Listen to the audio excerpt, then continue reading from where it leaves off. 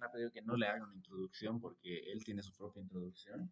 Así que directamente le voy a dar la palabra. Él nos va a hablar sobre el imperialismo, que es un fenómeno extremadamente importante de entender hoy en día para cualquier revolucionario, ya que es el carácter determinante del capitalismo hoy en día. Entonces, dale, Brito, tienes la palabra.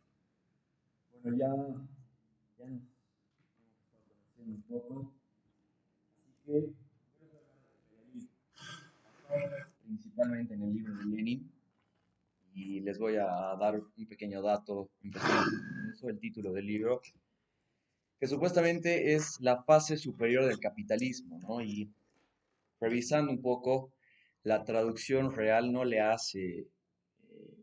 le hace justicia a este título en español, ¿no? Y eso es importante porque entender la fase superior del capitalismo, obviamente bajo interpretación de algunos, es dar una idea de que el capitalismo ya ha finalizado. Y esto es mentira, ¿no? El capitalismo se expresa permanentemente en el desarrollo de las relaciones sociales en base al sistema socioeconómico, e independientemente de que el imperialismo sea en realidad, según Lenin y como lo escribió en su momento, era lo más novedoso del capitalismo, ¿no? Lo nuevo, el nivel del capitalismo en su más alto desarrollo. Entonces, es importante entender que estamos en un momento crítico de la historia, ¿no? No solo en Bolivia, sino en en toda Latinoamérica y en el mundo. Hoy, ahora más que nunca, entendemos que esta etapa, este fenómeno está marcado precisamente por el avance del capitalismo, que podríamos entenderlo de ahora en adelante como el imperialismo. Entonces, Lenin nos enseña de alguna forma que el imperialismo no solo es una política exterior de las grandes potencias, sino es precisamente esta última etapa del capitalismo sin abandonar las ideas fundamentales de este, ¿no? Que es la fase en la que el capital financiero y los monopolios se fusionan para dominar a los pueblos en base a la explotación de sus recursos, sus territorios y obviamente condenando a millones a la miseria en beneficio de una élite global. Entonces, de alguna forma, el imperialismo ha logrado perpetuar esta dinámica de explotación que hemos ido viendo desde los tiempos del colonialismo, pero bajo nuevas formas, bajo nuevos rostros. Las multinacionales ahora se apoderan de lo que son nuestros recursos naturales y los organismos financieros internacionales nos imponen ciertas condiciones en base a tratados de libre comercio, en base a empréstitos internacionales, varias cosas que socavan de alguna forma nuestra soberanía en todas sus expresiones, ¿no? Y no conoce fronteras en su sed de acumulación. También es importante, como tema de introducción, recordarles que el imperialismo no es una lucha solo mundial. Vivimos el imperialismo en Bolivia y tampoco es solo contra actores extranjeros. La lucha contra el imperialismo comienza acá en nuestro país, comienza dentro de nuestras fronteras, contra aquellos capitalistas nacionales, la oligarquía que en su afán de lucro se convierten en lacayos del imperialismo, ¿no? Entonces estos capitalistas locales están completamente subordinados a los intereses del capital internacional y de la misma forma son cómplices en la explotación tanto de nuestro pueblo como de nuestros recursos. Entonces son parte del engranaje que perpetúa la dependencia y el subdesarrollo y se alinea además con las fuerzas que nos oprimen en la dinámica mundial. Así que esta etapa del capitalismo, como toda forma de opresión en la historia, tiene en su seno la semilla de su propia destrucción, ¿no? Lenin nos habla de cómo el imperialismo agudiza cada vez más las contradicciones del capitalismo y profundiza además las crisis económicas y sociales. Además crea condiciones completamente objetivas para la revolución. Entonces, frente a un sistema que busca perpetuar precisamente esta dominación de una minoría sobre la mayoría, la salida verdaderamente liberadora es la transición al socialismo, ¿no? En un primer momento. Entonces, esta transición no va a ser entregada ni concedida por aquellos que nos dominan ni que se benefician del orden actual, sino que la única forma de ser conquistada es mediante la lucha organizada de la masa trabajadora y oprimida que se moviliza bajo una conciencia revolucionaria. Entonces, nuestra tarea ahora no es solo comprender el liberalismo, sino utilizar este conocimiento como una herramienta para transformarlo. Cada vez que se denuncia la explotación imperialista en nuestras tierras, tenemos que simultáneamente construir las estructuras necesarias para crear un nuevo orden social, un orden basado, no basado en la codicia y en el beneficio, sino en la justicia, la igualdad y la solidaridad. Así que empezaremos con la teoría. El imperialismo, según Lenin, como les decía, no es solo una política exterior de las grandes potencias, ¿no? Es una fase avanzada del capitalismo y es un resultado, además, inevitable del desarrollo del capitalismo, ¿no? Es un sistema que logra expandirse de tal forma que concentra todo en los monopolios, en los bancos y en el capital financiero, de alguna u otra forma en la que dominan la vida económica. Entonces, tal es el desarrollo que tiene que cruzar, tiene que expandirse por fuera de los territorios, de los límites nacionales, entonces empuja a estas grandes potencias para buscar cada vez nuevos mercados, recursos y territorios que normalmente se encuentran en el extranjero, ¿no? Entonces el imperialismo no es una política opcional, no se aplica en una fase histórica específica y a condiciones sociales y económicas donde solo y solo de esa forma es que surge el imperialismo, sino que es meramente el desarrollo imparable de la sed de poder de la que es inherente al capitalismo, ¿no? Entonces, un poco hablando de lo que sucedía en el momento del surgimiento del imperialismo alrededor del siglo XIX, se da alrededor de la Primera Guerra Mundial, ¿no? Entre 1870 y el inicio de la Primera Guerra Mundial en 1914, donde las potencias europeas estaban, junto con Estados Unidos y Japón, iniciando un proceso colonial, una expansión territorial sumamente agresiva por medios y por razones económicas y militares hacia África, hacia Asia y América Latina, ¿no? Entonces, obviamente, esto estaba impulsado por factores que buscaban satisfacer las necesidades del capitalismo, como son la necesidad de las nuevas materias primas para la industria de la expansión, nuevos mercados, mercados internacionales que puedan absorber esta producción excedente y además oportunidades nuevas de inversión para el capital que ya no podían encontrar suficiente rendimiento o sea, dentro de los propios países capitalistas, ¿no? Entonces, eh, bueno, en 1884-85, con la conferencia de Berlín, es que las potencias europeas se terminan repartiendo África, que es un ejemplo claro de cómo estas potencias se organizaban para asegurar el dominio capitalista sobre el resto del mundo. Entonces ya tenemos ahí un punto de partida por una serie de conflictos que, gracias a eso, desembocarían en algún momento en la Primera Guerra Mundial. Eh, Hay ciertas características del imperialismo que, bueno, hacen el imperialismo, ¿no? Que es lo que principalmente les voy a explicar hoy día y es, como les decía, en base al libro de Lenin. Vamos a empezar por el primer punto que yo diría que es el más importante, que es la concentración de la producción y los monopolios. Se sabe que el crecimiento industrial es sumamente veloz, rápido en la producción de empresas de cada vez mayor tamaño y este es uno de los rasgos más característicos del capitalismo, ¿no? En Alemania, por ejemplo, de cada 1000 empresas, hablando de las grandes que tienen en su momento más de 50 trabajadores, eran 3 en 1882, 6 en 1895 y 9 en 1907. Entonces, de cada 100 obreros que había en Alemania, ese mismo grupo de empresas empleaba a 20, 30 y 37 en su momento, ¿no? Entonces, en el momento en el que la producción se hace mucho más intensa, la concentración de manos de obra se va a estas grandes empresas, el trabajo se convierte en un trabajo mucho más productivo, ¿no? En Alemania habían grandes empresas donde en el primer momento que les decía, 30.000 personas de 3 millones eran parte de estas grandes empresas y luego empiezan a emplear cada vez más y más a más personas.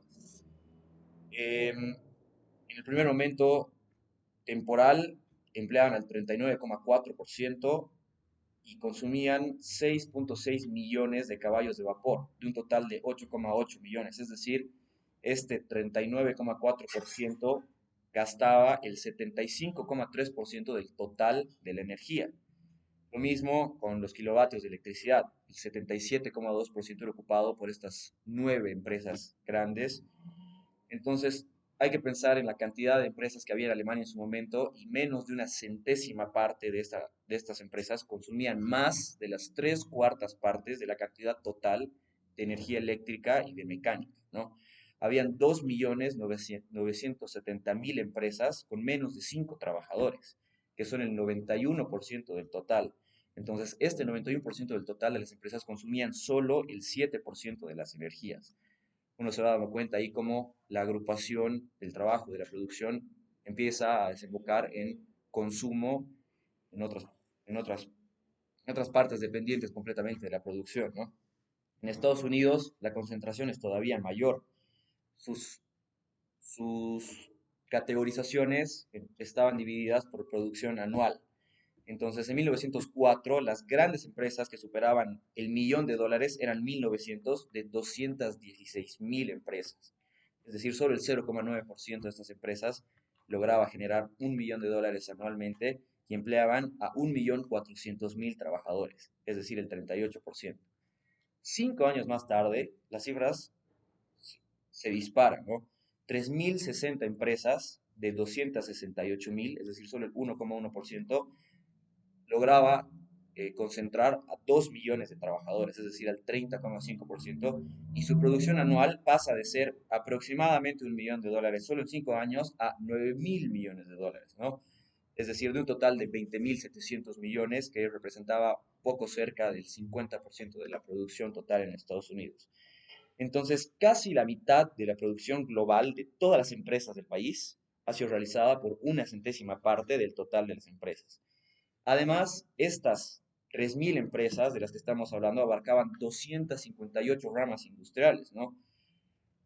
Obviamente de esto se deduce el proceso de la concentración y alcanzan un cierto grado que conduce directamente al monopolio. Unas cuantas decenas de empresas gigantescas fácilmente pueden ponerse de acuerdo entre sí y por otro lado dificultan un poco el proceso de la competencia y la tendencia del monopolio surge precisamente del gran tamaño de estas empresas.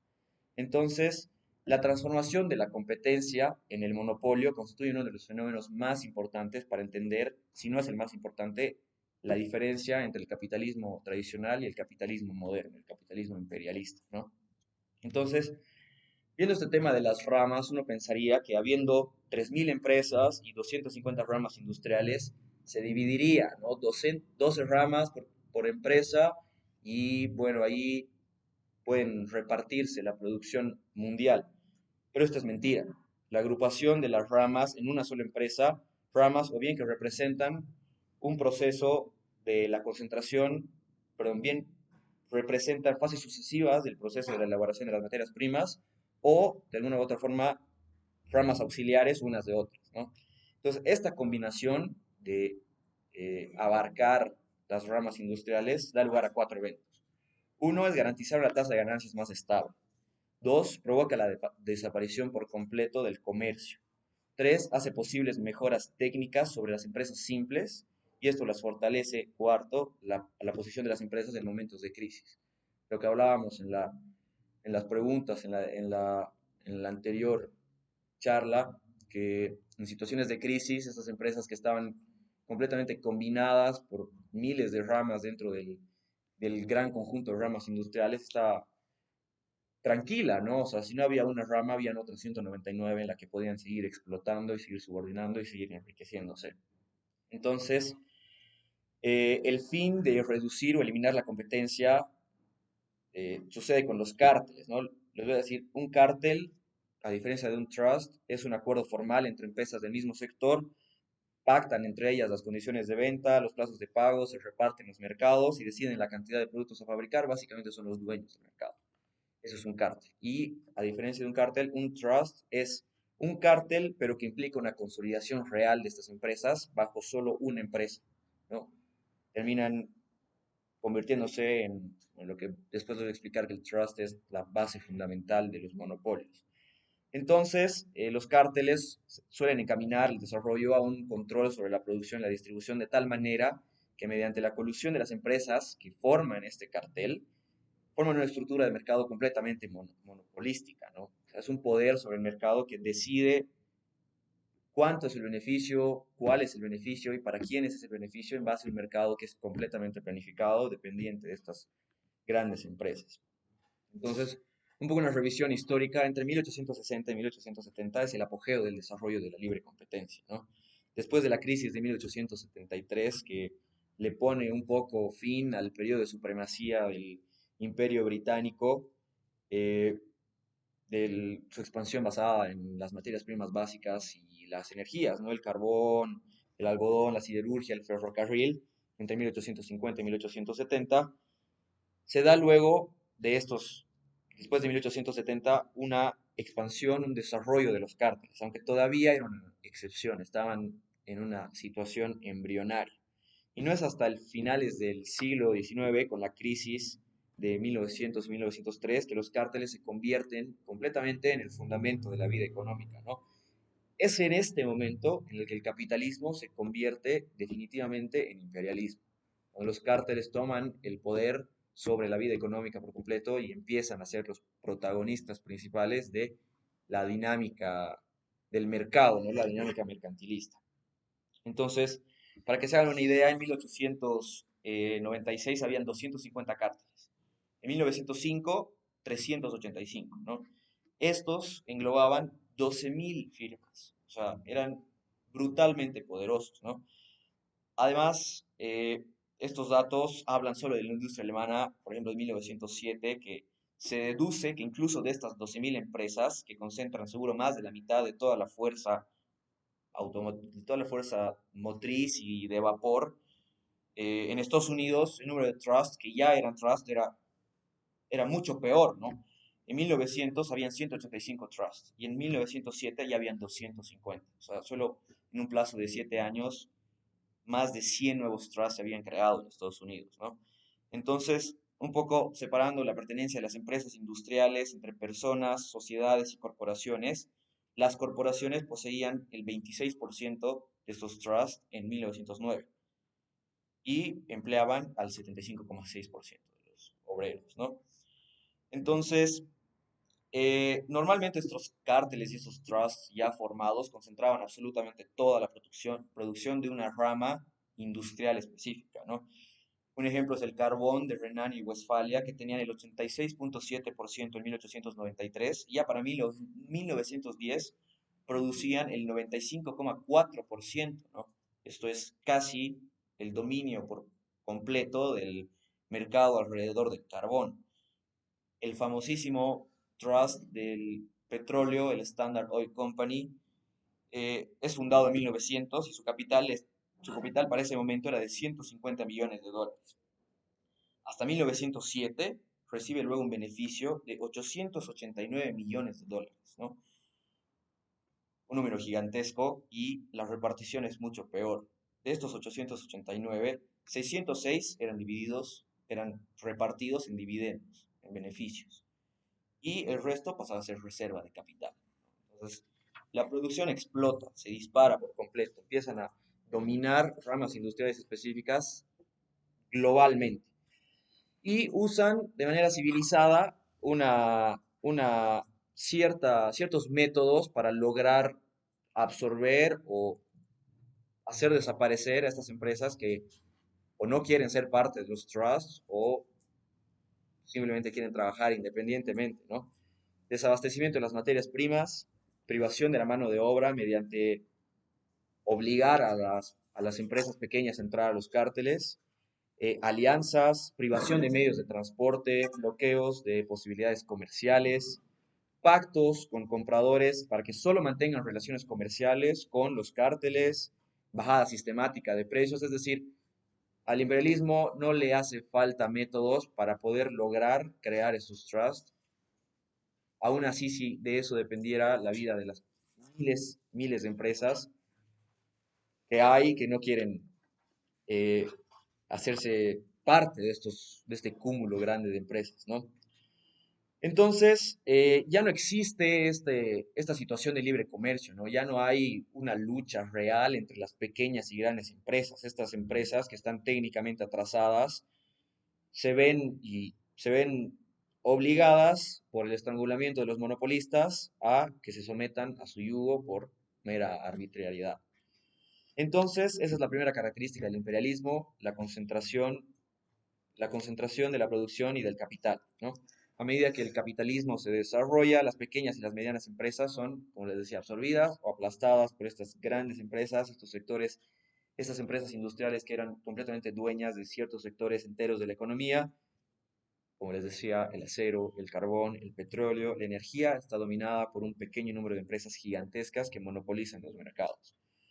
Entonces, los monopolios no solo controlan la producción, sino controlan los precios y controlan las condiciones de acceso a los bienes, lo que eso de alguna forma les otorga completamente el poder sobre las economías nacionales y en su momento después sobre las industrias internacionales. No pueden explotar tanto a los trabajadores como a los consumidores a su gusto y la búsqueda de mayores ganancias constante hace que se vayan a expandir a mercados extranjeros, marcando ahí el inicio de la expansión imperialista. Entonces, les doy un ejemplo con esto. Coca-Cola, por ejemplo, ahorita abarca más de 500 empresas debajo del título de Coca-Cola Company, ¿no? Solo la red de embotellado y de distribución de Coca-Cola tiene más de 900 plantas de embotellado y más de 250 centros de distribución en todo el mundo. Alphabet es otro ejemplo. Yo me he enterado recién haciendo esta investigación que Alphabet estaba encima, era la cabeza de la empresa millonaria que conocemos, que es Google, ¿no? Y además de Google, hasta 2023, Alphabet había comprado o se había fusionado con otras 188 empresas estadounidenses. Monopolio completo alrededor de la tecnología, ¿no? A día de hoy, Alphabet son un poco más de 400 empresas, incluyendo a Google. Con eso terminamos el tema de la concentración del capital y pasamos al tema de la fusión del capital bancario y el capital industrial que crea de alguna forma la oligarquía financiera, ¿no? En su momento, antes de la aparición del imperialismo, la función de los bancos era ser meramente intermediario, ¿no? Los bancos convertían de alguna forma el capital monetario en activo, inactivo en activo, es decir, que de alguna forma da beneficios a este dinero. Entonces, estas operaciones bancarias poco a poco se van concentrando en un número de entidades reducidas y dejan de ser solo intermediarios y se convierten en monopolios poderosos que tienen a su disposición casi el total del capital monetario, ¿no? Todos los capitalistas y además todos los pequeños burgueses, hombres de negocios, trabajaban con los bancos. Alemania es un ejemplo, entre 1907 y 1908, cada banco tenía más o menos 1 millón de marcos, ¿no? Y ya para 1912, 1913 hay 9.800 millones de marcos, de esos 2.800, 2.750 eran solo de 57 bancos con un capital de más de 10 millones de marcos, ¿no? Entonces, solo estos 57 bancos ocupaban casi el 80% del capital en 1907 y pasan a ocupar el 85% del capital en 1912. No vamos a mencionar además los bancos pequeños que representaban el 4% en 1907 y el 3% en 1912, ¿no? Naturalmente, como les digo, como base de los fundamentos imperialistas, van desplazando estos bancos, sin mencionar además que 9 de estos se concentran solo en el total de los depósitos, ¿no? Entonces estos pequeños o se convierten en sucursales de los grandes bancos o se los absorben directamente y o los subordinan o los anexan o desaparecen. Otro banco es el Deutsche Bank, ¿no? El Deutsche Bank que indirecta o directamente, parcial o totalmente, era dueño de 87 bancos. Manejaba un total de 2.000 o 3.000 millones de marcos en su momento. Entonces, estos bancos se ponen de acuerdo para que las operaciones sean excepcionalmente grandes. Estamos hablando de que los bancos participaban en préstamos al Estado, ¿no? Ya no eran simplemente intermediarios, sino eran aliados directos de un puñado de monopolistas. Eh, Pucha, tengo algunos datos de bancos berlineses, pero velozmente en 1895 habían 42 establecimientos, ¿no? Entre cajas de depósitos, sucursales, oficinas de cambio. 1911 eran 450, o sea, eran más de 10 veces la cantidad de espacios físicos que representaban estos bancos berlineses, ¿no? Entonces, la velocidad de crecimiento, la red que abarca todo el país, centralizaba todo el capital y todos los ingresos monetarios, que además abarcaban a miles de empresas en estos bancos. Francia es otro ejemplo, ¿no? Habían 64 sucursales y 200 millones propios y 427 millones ajenos, ¿no? Desde el principio, los bancos franceses trabajaban básicamente con capital extranjero. Ya para 1909 tenían 1.229 sucursales y 887 millones en esas sucursales eran dinero propio y 4.363 millones de dólares, o bueno, de francos, eran ajenos. Entonces, ¿por qué se dice que un pequeño puñado de monopolistas subordina a sus intereses las operaciones comerciales e industriales de toda la sociedad capitalista? Esto también hablábamos en algún momento sobre la real importancia de meterse con los bancos para lograr un movimiento revolucionario, y es que no solo es el tema del control económico, sino que conocen exactamente la situación financiera tanto de los capitalistas como de los pequeños burgueses. Además, los controlan por completo, ¿no? Influyen sobre ellos, ampliación o restricción de créditos, facilitan o dificultan estos créditos, deciden enteramente el destino de las personas que tienen el dinero en los bancos, determinan su rentabilidad, les pueden privar o no de capital, les pueden permitir acrecentarlo rápidamente o en proporciones inmensas. Entonces, no solo se va creando un vínculo personal entre los bancos y los empresarios, mayores empresarios industriales y comerciales, ¿no? Además de que casi se fusionan a través de adquisiciones de acciones, los directores de bancos normalmente en los consejos de administraciones eran parte de los consejos de administraciones de estas empresas ultrapoderosas y viceversa, ¿no? Entonces, ¿qué les decía? Este vínculo ya no solo entre los empresarios y la banca, sino que además empieza a haber un vínculo de ambas con el gobierno. Habían puestos en los consejos de administración que eran confiados voluntariamente a personas de renombre, antiguos funcionarios del Estado, que podían facilitar además un grado considerable de una relación cercana entre las autoridades, los bancos y los grandes industriales, ¿no?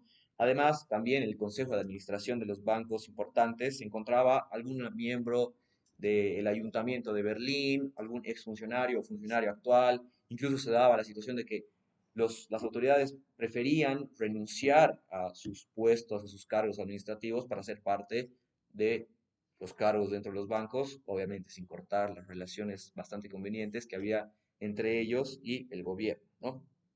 Entonces, eh, mm, mm, mm, bueno, les doy un ejemplo de uno de los bancos más importantes en 1901 que en Alemania se estaba planeando hacer un consorcio del cemento del noreste y en el centro de Alemania, y este banco, un banco que Lenin prefiere mantener en secreto porque si no en su momento lo iban a censurar, les dice lo siguiente. Según la nota de ustedes publicada el 18 del corriente por cierto periódico, parece que debemos admitir la eventualidad de que la Asamblea General de su consorcio, a celebrar el 30 del actual, decida tomar medidas que podrían introducir en su empresa modificaciones que son inaceptables para nosotros. Por esta razón, y lamentándolo profundamente, nos vemos obligados a retirarles el crédito del que hasta ahora gozaban. Ahora bien, si dicha Asamblea General no aprueba estas medidas inaceptables para nosotros y se nos dan garantías a este respecto para el futuro, estamos dispuestos a abrir negociaciones con el fin de concederles un nuevo crédito, ¿no? Entonces, es evidente que incluso con tanto descaro, si al banco no le convenía que haya una reunión, que haya una asamblea, que se tomen ciertas medidas, el banco quitaba por completo el apoyo a estas asociaciones y este otro conjunto más pequeño de empresas, imposibilitándolas de crecer, ¿no? Hablando actualmente de los bancos más grandes del mundo, tenemos el Industrial and Commercial Bank of China, 5,9 billones de dólares. Estamos hablando de millón de millones de dólares. Y bueno, otros en China, 4,7 billones, 4,5, 4,1, el JP Morgan, que manejan cantidades industriales de dinero y siguen trabajando bajo la misma dinámica imperialista, que no solo ha cambiado, sino ha evolucionado, ¿no? Y un gran ejemplo que les puedo dar para que podamos empatizar un poco más con la experiencia nacional es el Banco Fácil, ¿no? El Banco Fácil en 2023, cuando empieza a ser investigado por el ASFI, se dan cuenta que literalmente Santa Cruz se había apropiado de los recursos del Banco Fácil para sostener este modelo cruceño, ¿no? Se apropian del capital de la población y con esto logran mantener este modelo cruceño que básicamente era una organización social o es una organización social de unas cuantas familias, unos cuantos clanes familiares y una casta política. Poderes económicos oligárquicos con poder político privado que toman por completo la institucionalidad del departamento de Santa Cruz, ¿no?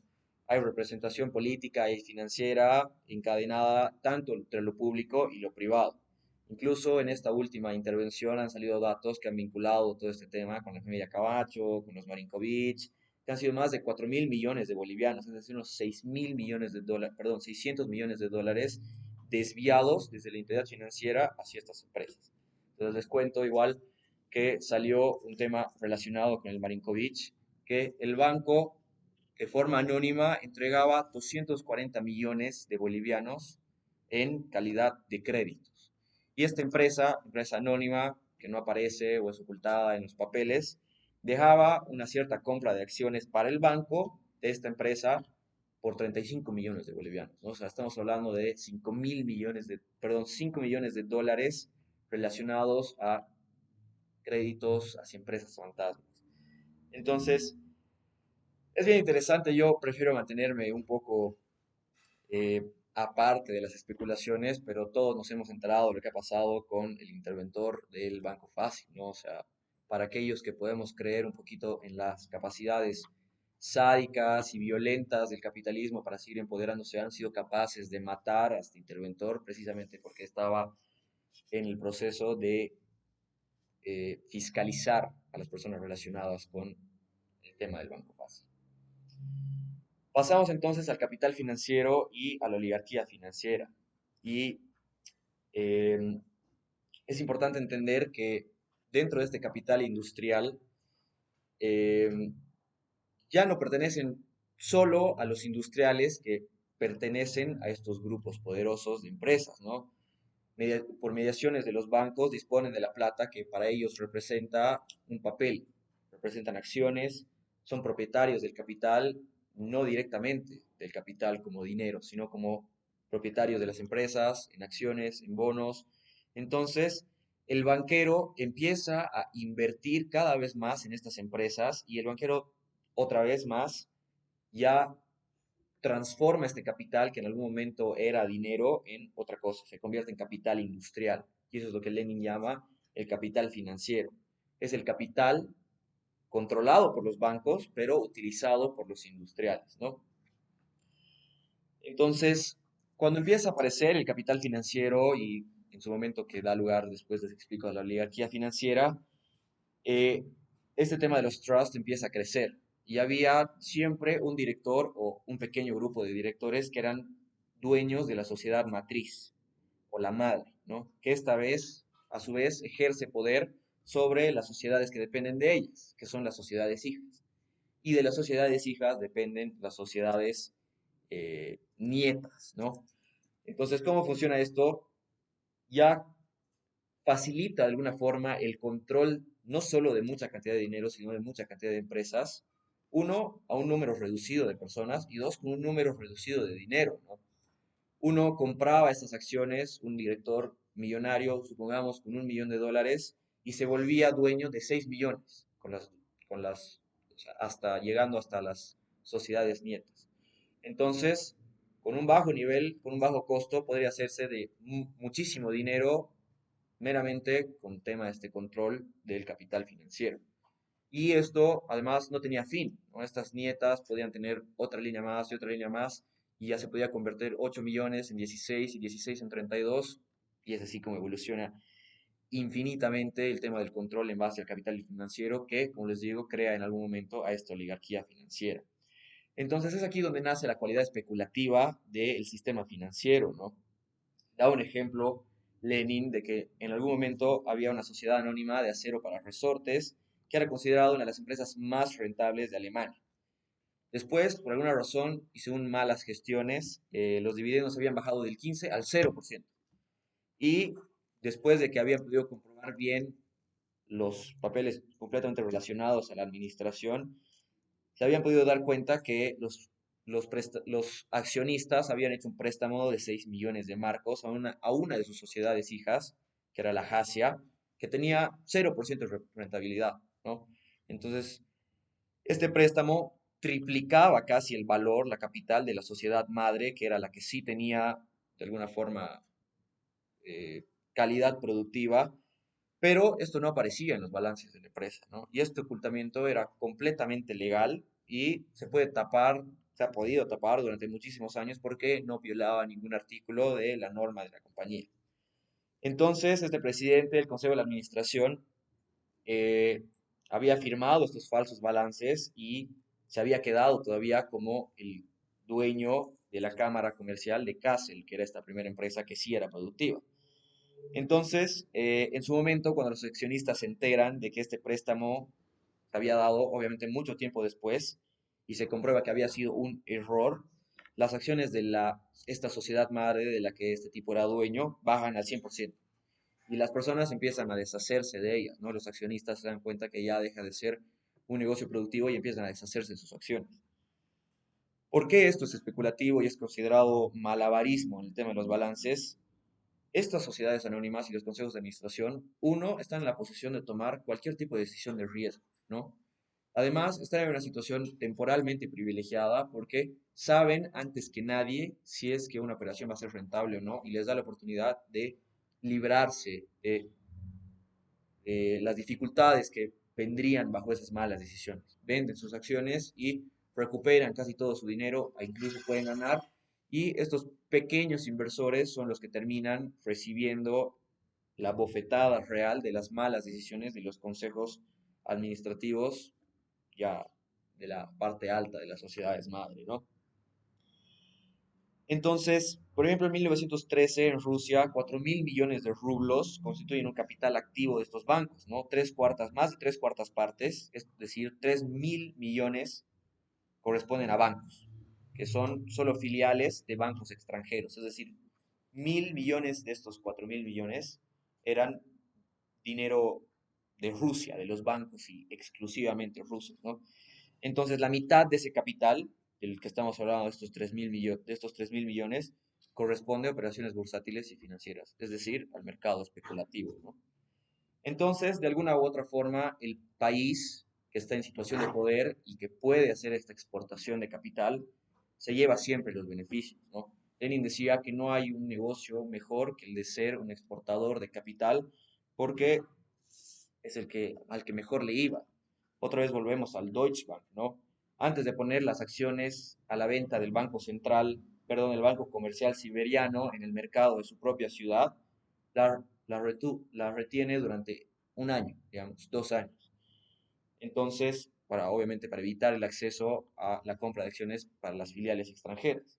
Entonces, ya al momento de la venta, el mismo Deutsche Bank se hace con el 193% de el propio precio, solo por mantenerlo en secreto desde el momento de su venta, ¿no? Entonces es así como casi el doble de su valor nominal se gana, el Deutsche Bank gana en su momento un beneficio de casi 6 millones de rublos, que es el beneficio del promotor según Hilferding, que ha sido meramente por una situación especulativa, ¿no? Entonces, en base a esta generación de bonos, de beneficios, de obligaciones, hay una tasa altísima de ganancias y es básicamente esa la función del capital financiero, ¿no? Ayuda en gran medida al desarrollo y a la consolidación de esta oligarquía financiera. Eh, bueno, entonces igual me hubiera gustado mostrarles los datos, pero eh, hay de los cuatro países capitalistas más ricos, cada uno exponía en 1910 entre 100.000 y 150 millones de francos, ¿no? Entre estos estamos hablando de Gran Bretaña, de Francia, Estados Unidos, etcétera, que son además los más viejos, pero nacen también de las colonias que poseen, ¿no? Ahí estamos hablando específicamente de Estados Unidos y Alemania, que son países capitalistas que van a la cabeza del desarrollo y de la penetración de estos monopolios capitalistas en la producción. Entonces, juntos, estas cuatro potencias mundiales poseían 479.000 millones de francos, es decir, 80% del capital financiero mundial. Entonces, de alguna u otra forma, casi todo el resto del mundo era o deudor o tributario de estos países banqueros internacionales que eran considerados pilares del capital financiero mundial. Y esto da lugar a la idea que les iba mencionando antes, que es el tema de la exportación de capital, ¿no? Ya alrededor del siglo XX, después de la formación de otro tipo de monopolios, que ya son asociaciones capitalistas monopolizadas en los países desarrollados, eh, empiezan a haber algunos países que se empiezan a ser sumamente ricos porque la acumulación de capital excede por completo, eh, o sea, excede por completo lo que pueden gastar en las propias potencias.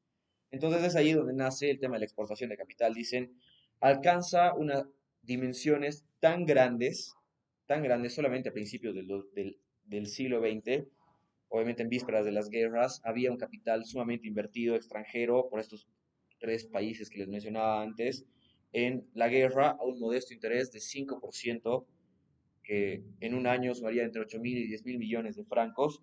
Entonces era básicamente una sólida base para la opresión, ¿no? Una base para la explotación imperialista de la mayoría de los países y naciones del mundo por, de nuevo, este puñado de capitalistas ricos. Entonces, los países se empiezan a convertir en exportadores de capital. Se reparten entre ellos, por ahora en sentido afigurado, pero el capital financiero que es exportado se vuelve en una situación real, ¿no?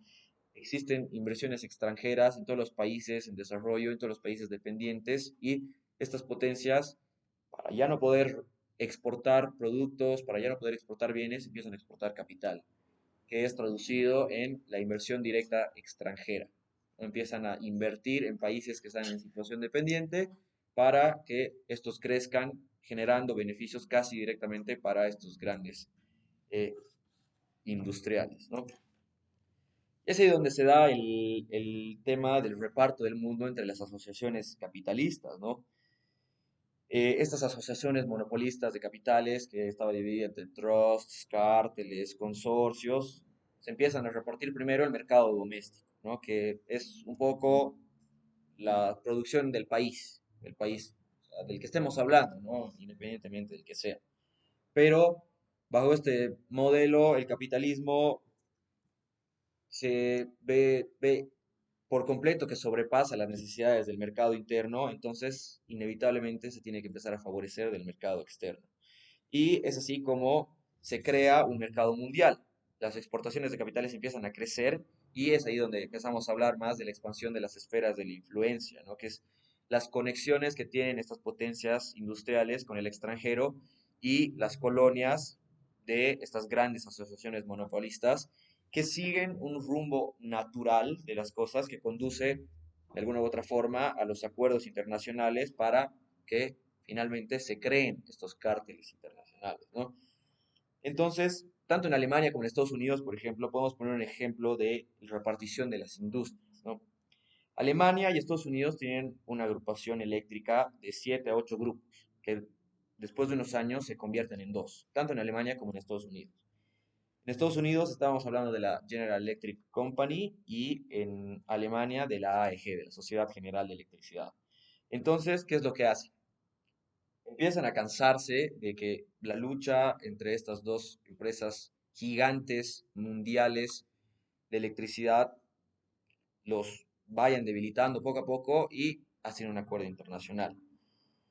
Deciden que ya en 1907 se reparten, Estados Unidos se queda con Canadá y la AEG se queda con Alemania, con Austria, Rusia, Holanda, Dinamarca, Suiza, Turquía y los Balcanes. Y firman un contrato.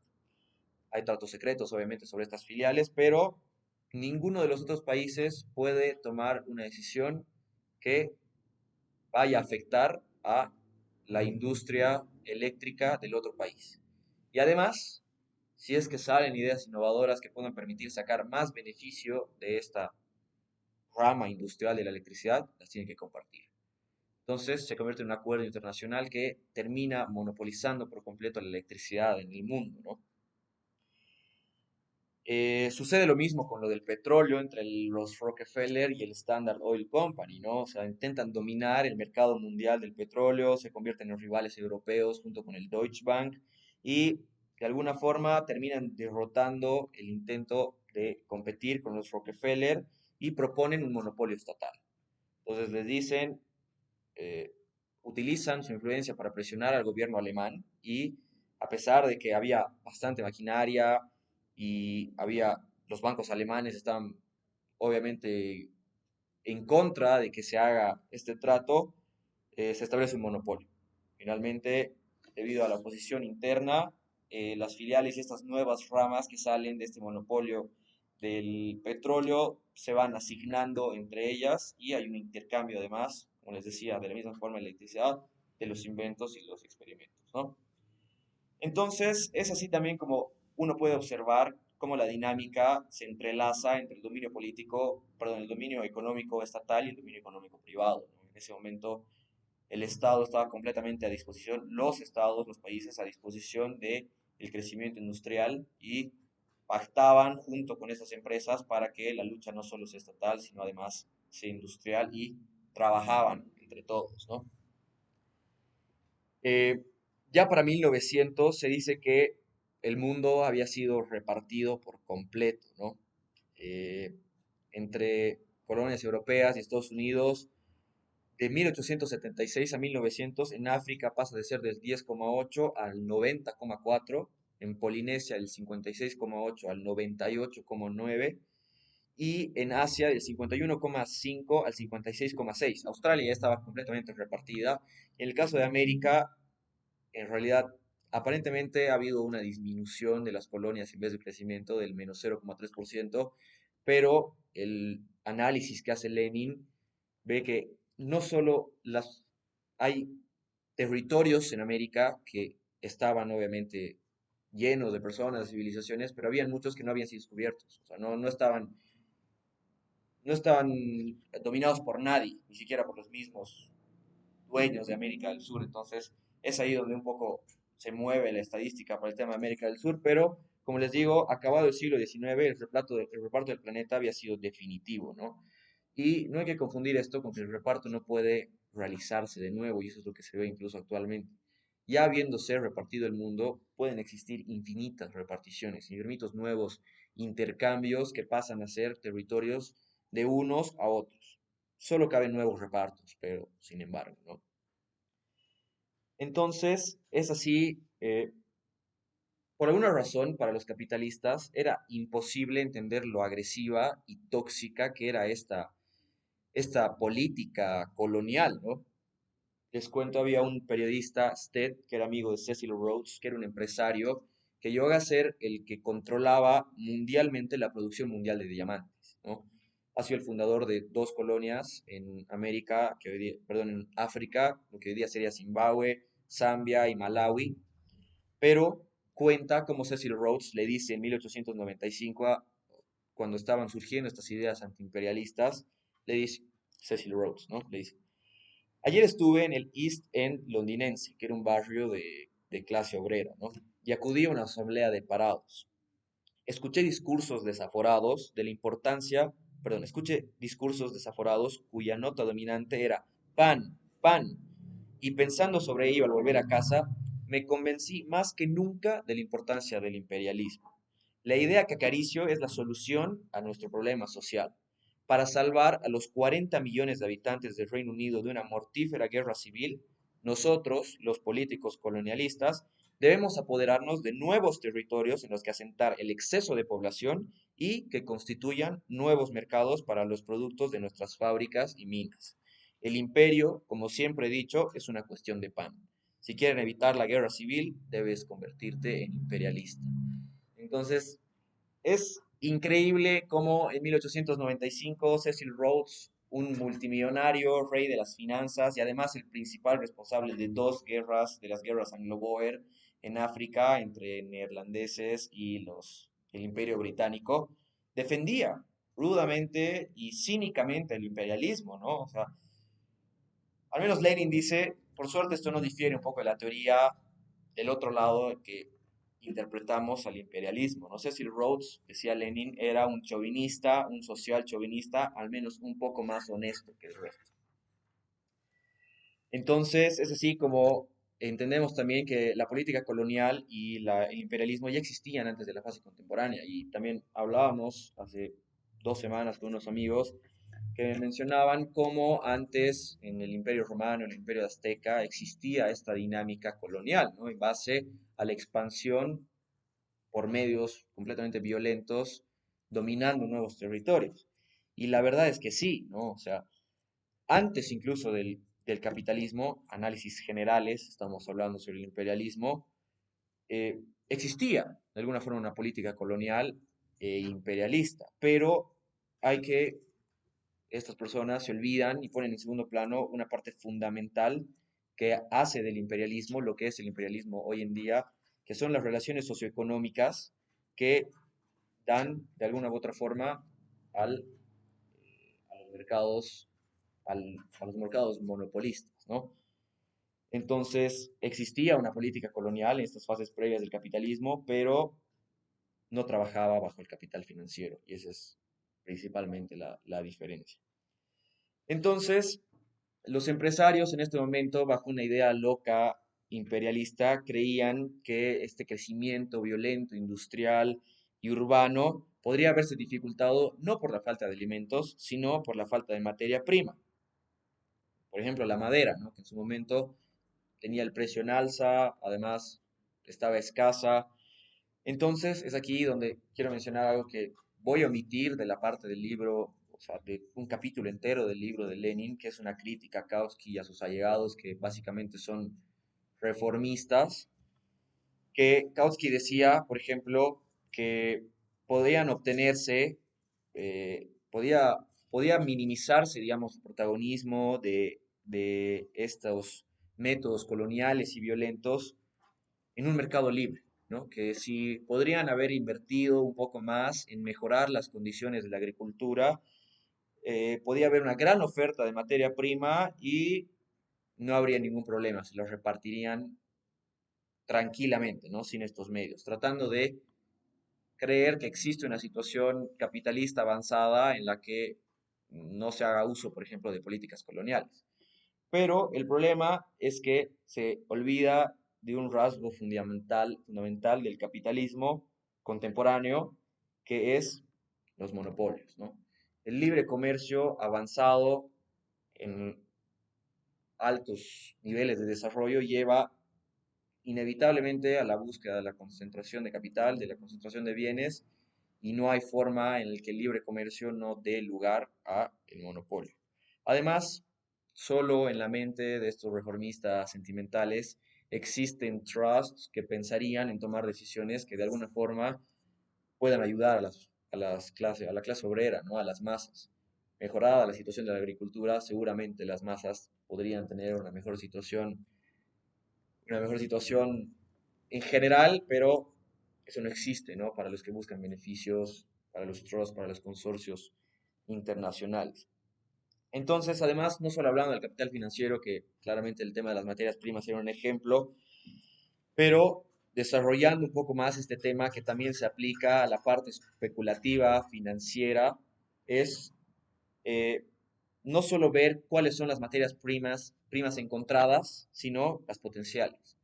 El avance es extremadamente rápido y las tierras inservibles mañana pueden ser servibles. Entonces, hay una tendencia natural del capital financiero para extender su territorio.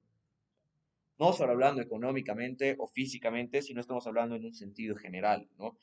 Tanto con las acciones, así como duplican y triplican su valor en base a un valor estimado, el capital financiero busca arrastrar y dominar la mayor cantidad de territorios del medio que sea posible, en la menor cantidad de tiempo que sea posible, para encontrar quizá algún espacio del que puedan explotar materias primas y si no, potenciales lugares, ¿no? Bolivia también es un gran ejemplo de eso cuando estamos hablando del tema de la minería y del guano y el salitre, ¿no? O sea, no, así revisión histórica ya con la llegada de los españoles, ni siquiera han tenido que invertir absolutamente nada en en la extracción mineral en Bolivia, ¿no? Se han venido, se han instalado, han conseguido a un alemán y un sueco expertos en minas que han descubierto cómo hacer la mejor forma de extraer la plata en su momento de las minas y se le empezó a robar, a robar, a robar y llevárselas a la corona española, ¿no? O sea, ni siquiera necesitaban en ese momento de la inversión, pero ya hablamos luego de de la misma situación, ¿no? Del bueno del salitre y de la minería cuando llegan, por ejemplo, los varones del estaño, ¿no? Eh, en su momento empiezan a invertir quizá en el proceso extractivista de la minería, pero era de la misma forma para enriquecimiento y además para alimentar, porque eran europeos en realidad, ¿no? Ni siquiera vivían acá. Entonces, la situación era la misma con Antofagasta, lo mismo. El guano y el salitre llama por completo la atención de los imperialistas estadounidenses, los de Gran Bretaña y hasta incluso los chilenos, que empiezan a explotar de alguna forma evadiendo zonas fiscales. El Estado boliviano ha sido muy débil en ese momento y se olvida de Antofagasta, se olvida de Cobija. Los chilenos pendejos empiezan a trabajar además descubren una mina, y empiezan a trabajar bajo el código de minería chileno, que estaban en terrenos bolivianos, ¿no? O sea, ha sido una apropiación brutal. En el tema del Acre, lo mismo. Tanto en la parte de Pando y Beni, que hemos perdido con, bueno, habían 150 árboles de goma por cada trecho, digamos, de metro lineal en el Acre. Pero Bolivia llega en 1878. Brasil ya había llegado desde 1860, ¿no? Entonces, es importante pensar que esta extracción de goma en su momento para Bolivia había significado el segundo producto más importante para nuestra economía nacional, obviamente después de la minería, ¿no? Además, incluso se decía que la tasa impositiva era similar a la de la minería. Obviamente, esto no se veía reflejado en los números de la tributación nacional. Si no era exportación ilegal, era exportación legal permitida por un Estado que no hacía nada más que alimentar todavía la oligarquía financiera, ¿no? Eh, y acabando esto, el caso del petróleo en 1920 es igual sumamente importante porque además marca un hecho histórico en América del Sur. José Gutiérrez Guerra, el presidente en su momento de Bolivia, entrega 1 millón de hectáreas petroleras por 50 años, cedidas luego a una empresa que luego la cedió al Standard Oil Company, ¿no? Obviamente la transacción ha sido clandestina y cuando el gobierno de Bautista Saavedra Maella se entera de la transferencia, se modifica la ley orgánica de petróleo. Fijan un límite de 100.000 hectáreas para las concesiones. Después de eso, el Standard Oil Company descubre petróleo en Bermejo, en Sanandita, en Camiri, en Camatindi. Entonces, no solo no genera absolutamente ninguna riqueza para el país, porque no producían más de 300 barriles por día, sino que defraudaban al Estado boliviano, contrabandeaban petróleo a Argentina y Paraguay, y encima, en el momento de la guerra del Chaco, se niegan a suministrar el petróleo al Estado boliviano, ¿no? O sea, explotación en su máxima expresión, ¿no? Entonces, obviamente estas empresas, el Standard Oil Company, usaba estos espacios de extracción petrolera como reservas para su industria internacional, no para la explotación directa, obviamente en ese momento, ¿no? Entonces, ya en 1937 se da la nacionalización del Standard Oil Company, que no ha sido una nacionalización por primera vez en Bolivia, sino es la primera vez que un país sudamericano expropia y nacionaliza una compañía extranjera de, esa envergadura, ¿no? De ese nivel. Entonces, esta acción nos da además cosas que pensar, pero también en su momento empieza a inspirar esta búsqueda de la soberanía sobre nuestros recursos naturales, ¿no? En su momento inspira a nacionalizaciones como las de Venezuela o las del cobre en Chile. Los veo cansados, ya estoy acabando. Entonces, conclusiones. Eh, el imperialismo naturalmente surge del desarrollo y la continuación directa de las características fundamentales del capitalismo en general, ¿no? El capitalismo se convierte en imperialismo capitalista cuando alcanza grados muy altos, pero también es importante recordar, como les decía al principio, que estas características fundamentales empiezan a desarrollarse en su contra, ¿no? Hablando, por ejemplo, específicamente de la perspectiva económica, lo que les decía, el libre mercado evoluciona tanto que crea los monopolios, y los monopolios de alguna forma inhiben la posibilidad de la existencia del libre mercado. Pero el libre mercado no desaparece, ¿no? Los monopolios trabajan paralelamente al libre mercado y la producción y el capital eh, existe por encima y al lado de ella, y además la existencia paralela tanto del libre comercio o del, bueno, del libre comercio y de los monopolios crean contradicciones y fricciones entre ellas mismas que de alguna forma dificulta un poco la misma existencia del capitalismo, las dinámicas normales, ¿no? Entonces, haciendo un poco resumen, ¿qué es el imperialismo? El imperialismo es la fase monopolista del capitalismo, ¿no? Tratando además de incluir eh, el capital bancario de unos pocos grandes bancos monopolistas, fundido en un capital de asociaciones industriales monopolistas, el reparto del mundo y una transición colonial que en algún momento encontraba obstáculos entre territorios no apropiados, pero ahora la política colonial se traduce en una posición monopolista de un planeta que ya ha sido repartido, ¿no? Em, entonces, hay que destacar una característica del imperialismo que es inerte a este, que es el parasitismo propio del imperialismo, como lo dice Lenin, ¿no? La base económica más profunda del imperialismo es el monopolio. El monopolio inevitablemente tiene una tendencia al estancamiento y a la decadencia, ¿no? Entonces, la exportación de capital acentúa cada vez más la separación mundial y se crean dos capas, la capa rentista y la capa productora, ¿no? Marca un sello de parasitismo en todos los países, en todo el país, el que vive de la explotación del trabajo en unos cuantos países, el beneficio de los rentistas, que es 5 veces mayor al beneficio de los países. El comercio exterior, en su momento, los países que tenían colonias producían 5 veces más que el país más comercial, ¿no? Que era Estados Unidos. Entonces, era tan simple como por el medio del coloniaje es completamente mucho más productivo que la misma producción o la misma comercialización. Entonces, em, además, el parasitismo, a lo que se refiere Lenin con el parasitismo imperialista, es que se hace paso, ¿no? Se hace paso de dos medios. Uno, el parasitismo económico y dos, el reclutamiento de los pueblos dependientes, los ejércitos de los pueblos dependientes, ¿no? Hablando del tema del parasitismo económico, el Estado dominante utiliza las provincias, las colonias y estas dependencias para enriquecer a la clase dirigente de estos países, ¿no? Es la dinámica que vemos y que hemos ido viendo.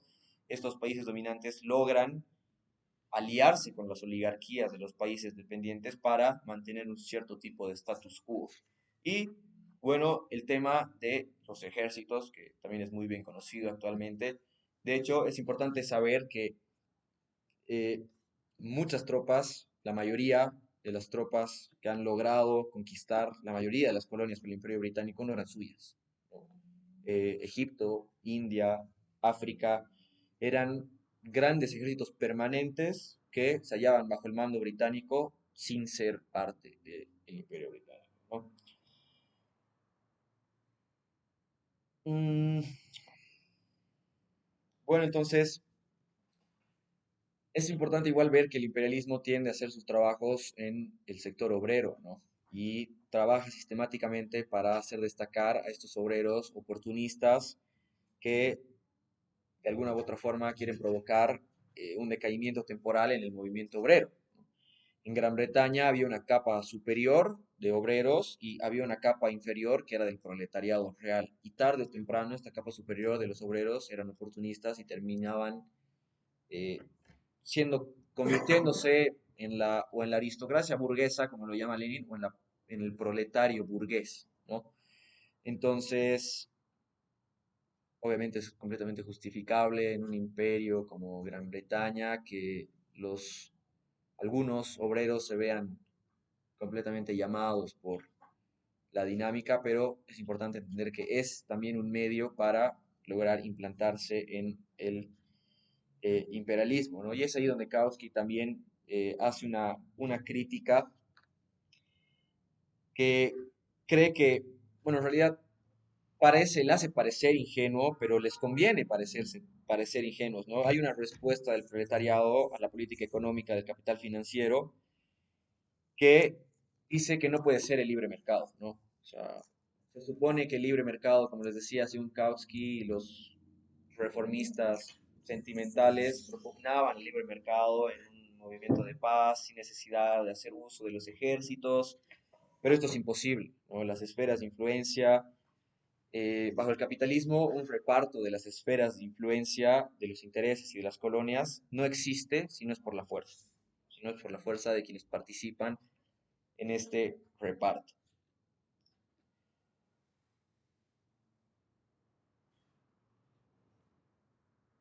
Entonces, estas ideas reformistas están impregnadas de ideas completamente antagonistas al espíritu revolucionario marxista y además oculta y mitiga las contradicciones naturales fundamentales del capitalismo, ¿no? Hay una tendencia siempre a preservar a toda costa, hay que tener una tendencia siempre a preservar a toda costa una unidad contra el oportunismo dentro del movimiento obrero, que es una unidad además que cada vez rompe más la existencia de estos oportunistas dentro del movimiento obrero. Entonces, allá, allá acabo. Es que iba a hacer la conclusión, pero la conclusión la voy a usar después. Sí.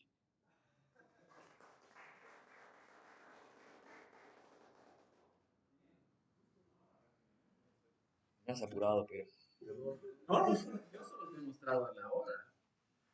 Dale.